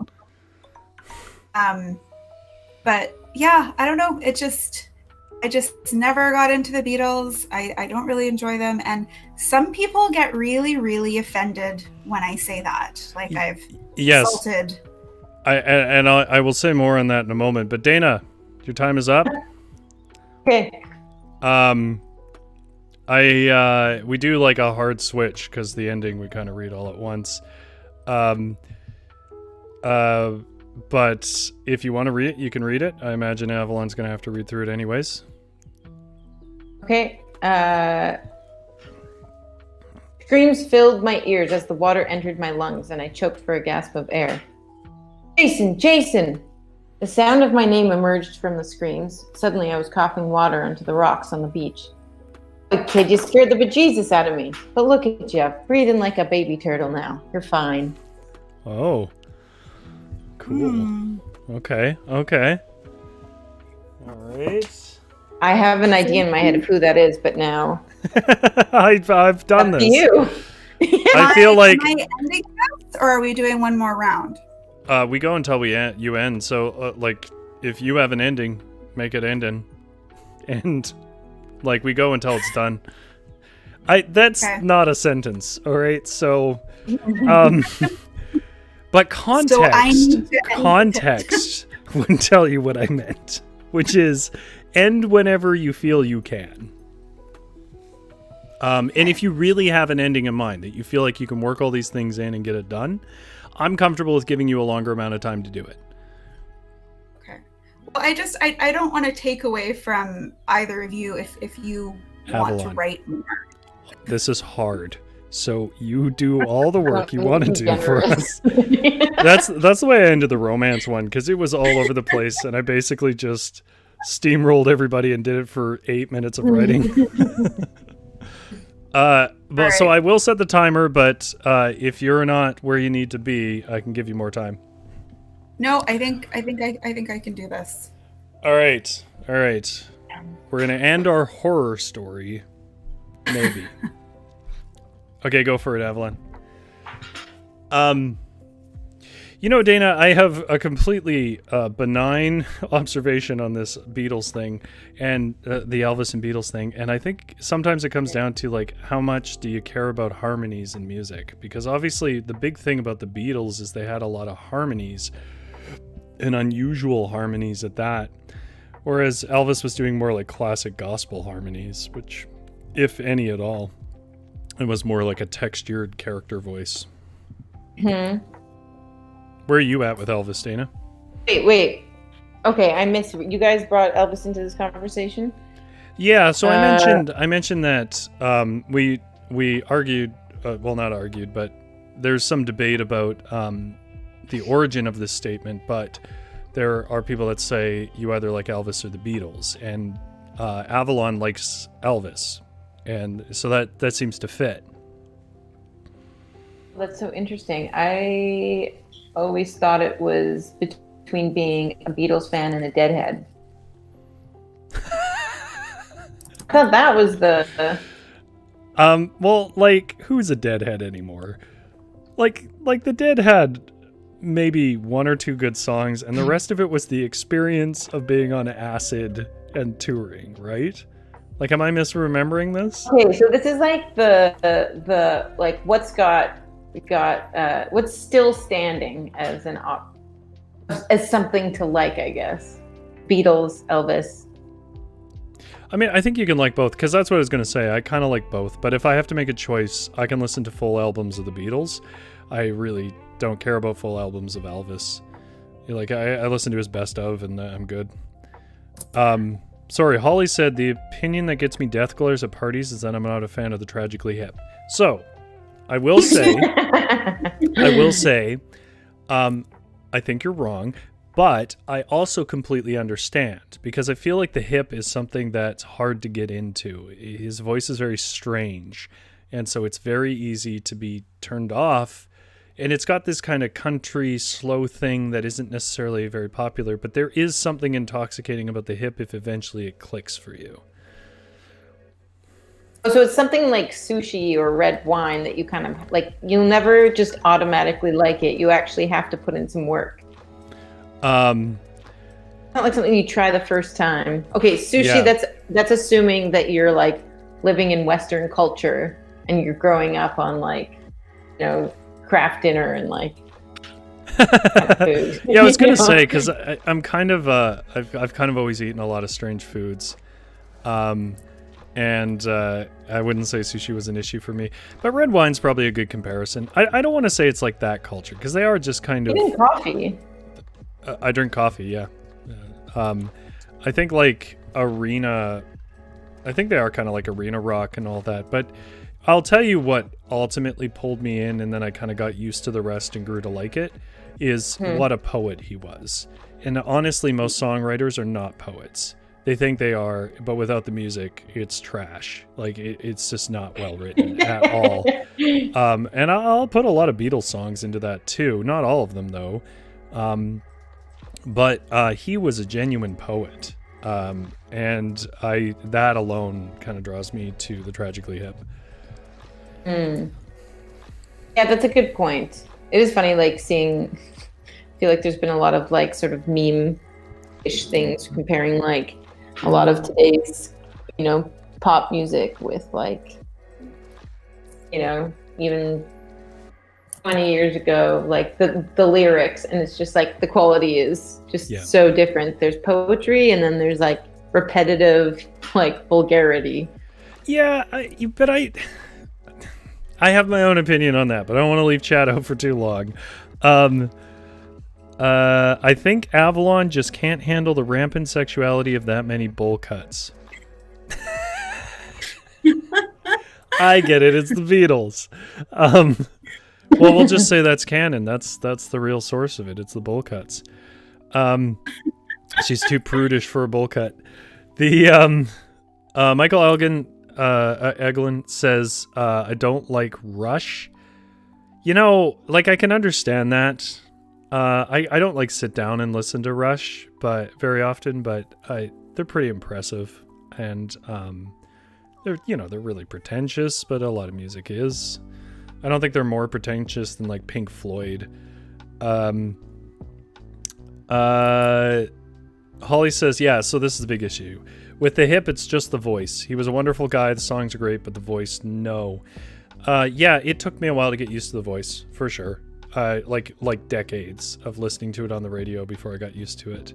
Spencer said the dead are in their own universe. They are, yeah. One that is accessible through excessive drug use. And then there's a Smashing Pumpkins reference there with the world as a vampire. But I've forgotten what my opinion was going to be. What were we talking about, Dana? Wow, we really got carried away. Yeah. Elvis? Well, I mean, I think also maybe some of my issue with Elvis is issues that have long been established, which is like he just basically took black people's music and black songwriters' songs and, didn't give them any credit, and then got credit for creating something that he didn't. Dana, on Twitter today, I saw a reply. Somebody said, it was like a tweet where it's like trying to just get people to give opinions. And somebody said, what's a songwriter or a song that really paved the way for other artists? And it wasn't ironic. I honestly thought it was. Somebody below responded that Walk This Way from Aerosmith is the first rap song. And I couldn't wrap my head around that. Then the reply to that was, I don't know, I think Bob Dylan was the first rap artist. Which there's just so much to unpack there that I find myself like overwhelmed with opinions. I simply can't formulate one. Yeah, they're just like an amalgamation clump. Yeah, that's right. They're just stuck in my throat. I mean, to start with, Bob Dylan rather famously stole a lot of black music to make his style. If you hear some of his like early 60s tracks, he's literally just imitating a blues artist, down to the voice and guitar style, and sometimes even the songs. And then on top of that, who would ever say that Aerosmith's Walk This Way is the first rap song? How could you decipher that this was not irony? Because of the serious way that they continued to have a conversation about it that I'm not sharing, where they were just agreeing with each other like, oh yes, no, I can see that. It's the syncopation on the beats and the way that and I'm like, and then he was they like, went into details, they broke it down. Yeah, they did. And then he was like, maybe I mean like the first top 40 rap song. I'm like, my God, man, no. There's a pretty agreed upon first rap song, which is by, it's not Earth, Wind and Fire, but it's, chat, remind me. It's like from the very early 80s. It's from a funk band. I can't remember the name of it.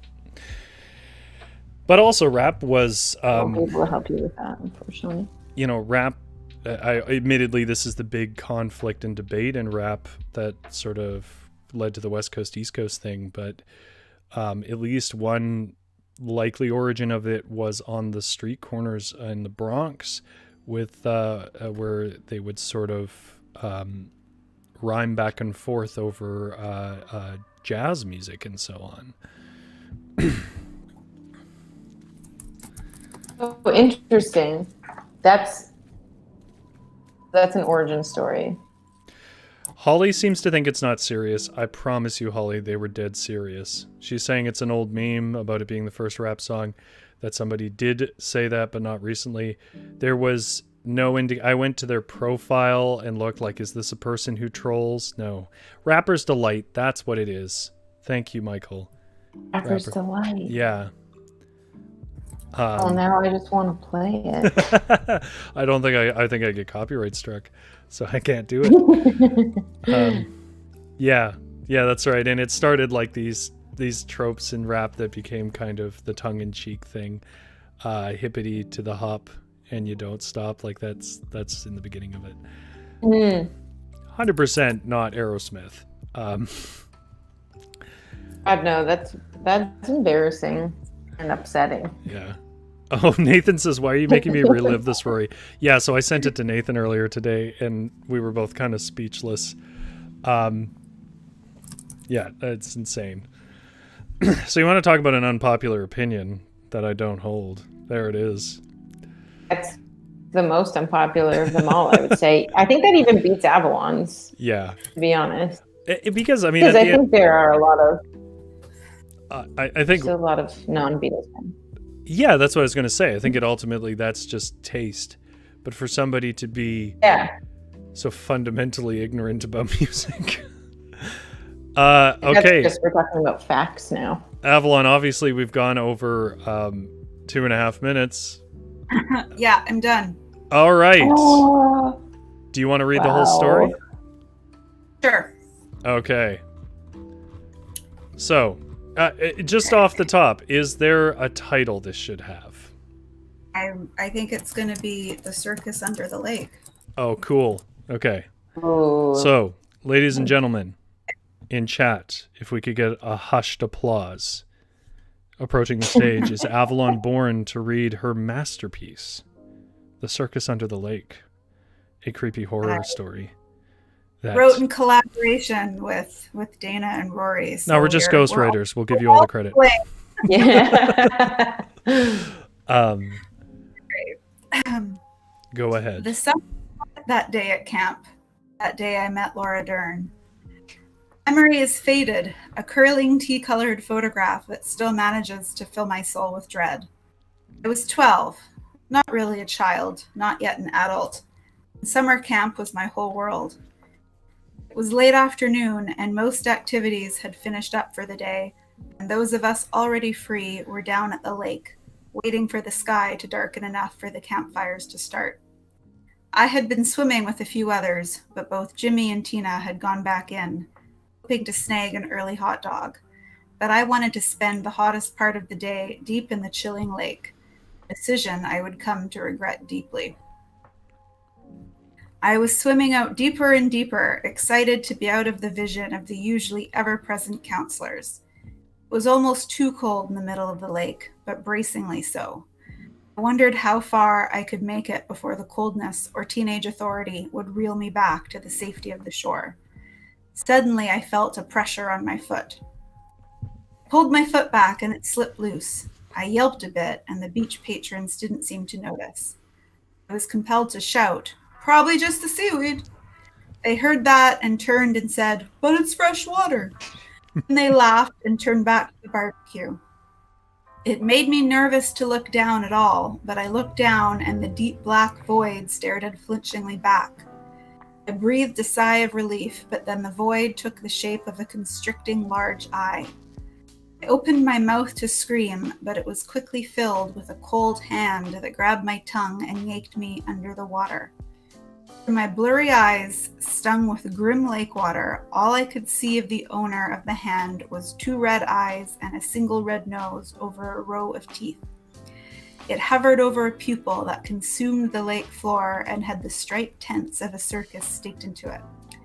"Hey, no purple making!" Counselor Chad screamed through the fading light of day. "Oh my God, run!" Sarah and Ronan pulled their hands away from each other's faces as their lips caught on their braces. They jumped from the tree and ran back towards the cabins. "Come to mine," Ronan whispered as they rounded the last of the buildings. Counselor Chad was far behind. The 2 teenagers crept into the empty boys' cabin and closed the door softly behind them. "Phew!" They looked at each other awkwardly. Neither of them had said a word. That was a close one, you two. Sarah and Ronan whirled around to see a shadowy figure emerge from the corner of the not-so-empty cabin. Shh, don't worry, kids. I'm the woodsman, old Bruce. Keep the camp free of brush. Sarah and Ronan stared at him silently, pondering this. Came to see me the other night, young fella. You had a splinter. Ronan started nodding, remembering the strange-looking and smelling man who had clucked over his finger. His eye had been caught by a shiny coin the man wore around his neck. Looking for this, were you? The man pulled the silver coin from his dusty flannel shirt. Ronan took a tentative step forward. I could give it to you, but I shouldn't. You see, it takes you to that magical place. But not all magic is good, and the place where he resides tends to be on the far side of good. Sarah found her voice. What magical place? Where the popcorn always has enough butter, and the lions roam free, but it's you jumping through the fiery hoops, and the ice cream is always just a bit too melted. It's where he resides, with his pom-poms and big red nose. Popcorn? Sarah and Ronan spoke as one. It is delicious, but don't go there, youngsters. He'll never let you leave. He's already got one this summer, and he's not one to stop at one. The two looked at each other again and then reached for the coin. When they took the coin, the shadows consumed the woodman, and for a moment there was nothing but the ambience of a setting sun through the cabin windows. Then the shadow began to glow pink, and a small half door revealed itself. Rather than a lock, there was a coin slot. Dropped the coin in, but the necklace thong hung out, and the door clicked and opened. Inside there was a pink room, decorated on every side with plush pink uniforms. The room was warmer than the cabin and peaceful. At the table before them was a tiger-striped cat licking buttermilk up the side of a glass. They were stunned for a moment and froze. The cat turned its head and spoke. You can make no calls now, for there is no service at the bottom of the lake. The door clicked behind them and the cat smiled. Out the windows, which were once dark, the lights of a cat carnival, disturbed by the distortions of water, began to dance. The cat jumped from its perch and lapped the final droplet of buttermilk from its chin. It sauntered towards the two teens. How did you find us? I told your friend to keep silent, the cat said. The woodsman gave us. Wait, our friend? The deafening silence was suddenly broken by the sound of old wartime songs.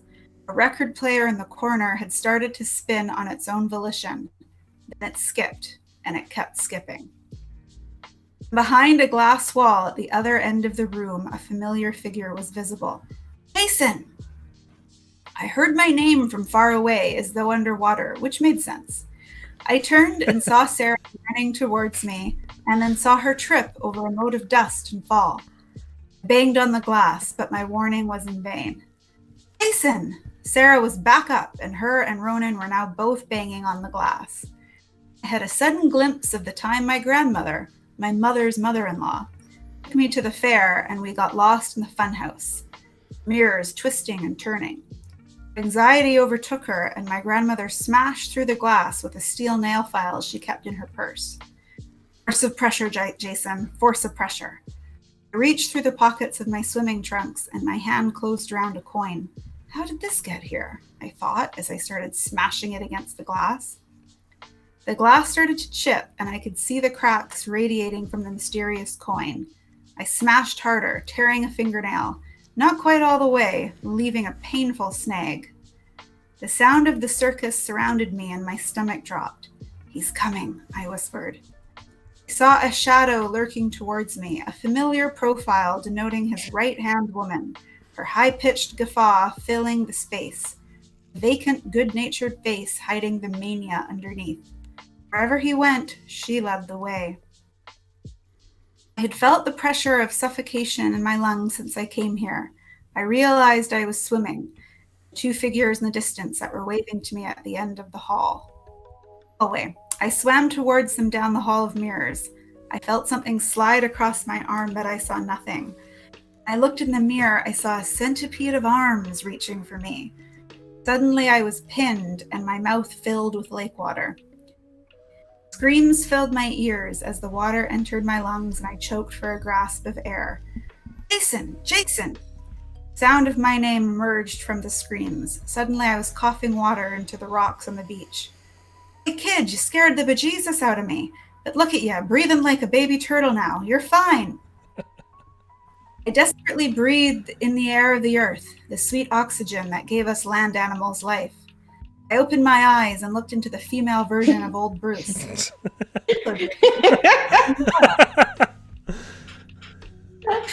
She smiled, her teeth long and sharp, her nose round and red, her hair curly and tight. It's you, but oh, who would suspect sweet Laura Dern operating a circus of cobra under the float? Much easier to believe in an evil clown. Where was a clown? I saw the clown. Oh, that's just Alan. We used to work together. He's been a bit down on his luck, so I offered him a job as my front man. You see, I prefer to do my dealings in the dark. But old Bruce long outlived his usefulness. He's brought me children to sustain my youthfulness for many years. People are starting to get suspicious. Years ago, people would drop off their kids for the summer. Some would go missing, and that was just camp. Now, with your cell phones and your helicopter parents and your buddy systems, it gets hard, Jason. It gets really hard. Getting Laura's political. yellow eyes. Do you know how hard it is to keep a functional circus going underwater? No one understands me. The clown's claws eased their grip on my shoulder as the clown wiped her eyes. I wanted to run and cursed myself for skipping out on swimming lessons and splitting myself off from Sarah and Ronan.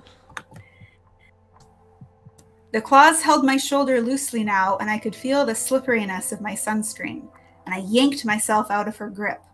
For a moment, we both stared at each other, and then I ran towards the safety of the camp. Jason, come back. I was only clowning around. I ran up in the darkening twilight to the safety of the campfire. Awesome. I feel Incredible. like I'm Wow. gonna add one thing here. Just classic horror. That was pure skill. Laura Dern. I know, I was like, Laura's got to come back. Also, I realized that I named Ronan and Sarah, but they should have been Jimmy and Tina, who ran off in the very beginning to snag an early hot dog. Yeah, a lot of kids. They're running around. I think Rory's adding something. You always have to you always have to have some indication that they're not actually free. So I said, as I finally fell asleep at the campfire, I could hear the distant sounds of carnival music. Do dun dun do dun dun.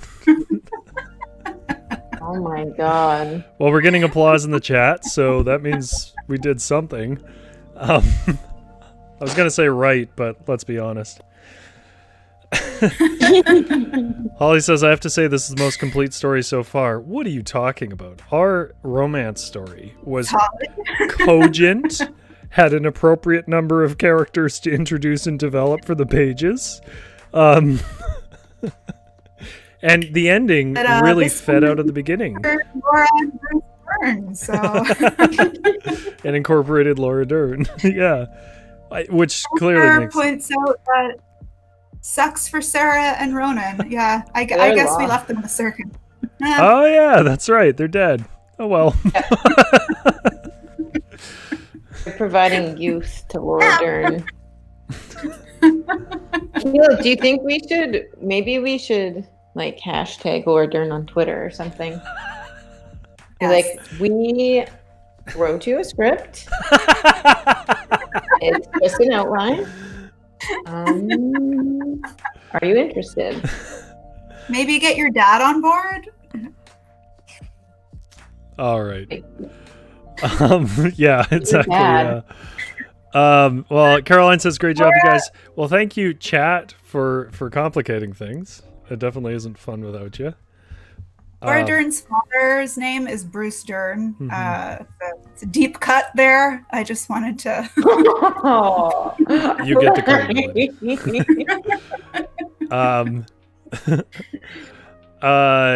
So I mean, I guess next week we'll find out if Michael has been dissolved in a bathtub or not. I mean, I think we feel like we know. You seem like a nice guy, Mike, but you made your choices. Yeah, I mean, we wrote a story, and that was the goal, and so we have satisfied the goal. It did take a lot longer than I anticipated, so I apologize to everybody involved. I'm really glad that we reached our ending. We once again utilized both first and third person perspectives without much sense as to why. This is like signature. Yeah, it's like our signature here to break basic rules of comprehensibility. Yeah, it's postmodern. Thank you. We are the Cormac McCarthy of live streamers.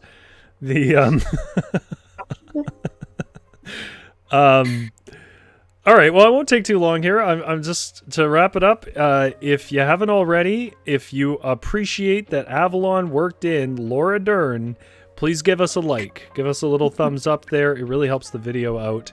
If you aren't already a follower of us here, a subscriber, please hit the subscribe button. If you hit the little bell next to the subscribe button, and anybody who's used to YouTube videos has heard this a million times, that is actually the only way you get notified, but it is a way you will get notified when we go live and when we have streams planned, so it's the easiest way to keep track and not miss stuff. So like and subscribe if you don't already. I should also say we had like a 25% or something increase in subscribers in the last 2 days. If that's you, thank you very much. Kataru says, oh my god, this was great. Thank you so much. Thank you, Kataru. And just a couple of plugs, and then we'll be out. So the story this week on Varietal Literature is from Erika Hiroko. And she has written a story inspired by true events and a bit of her own family's story. It's experimental, cross-genre kind of fiction. Its link is in the description below. It is a phenomenal little short story. Super easy reading. You could read it in 5 to 10 minutes. It's experimental lit, so it's like something you read quickly and then you sort of think about. But not, I think, very accessible. I don't think you should let that deter you. So please read the story of the week here at Varietal, which is from Erika Hiroko. If you don't follow us on Twitter and Instagram, what are you doing? That's how you vote for genres. Follow us on Twitter and Instagram. It's the same thing, too. It's easy to remember. @Varietal_lit. And it's down in the description as well. Oh, yeah. I never plug it here, so I'm going to plug it now. On Tuesdays, I read fairy tales on this very channel, also at 6:30 p.m. We just read Snow White.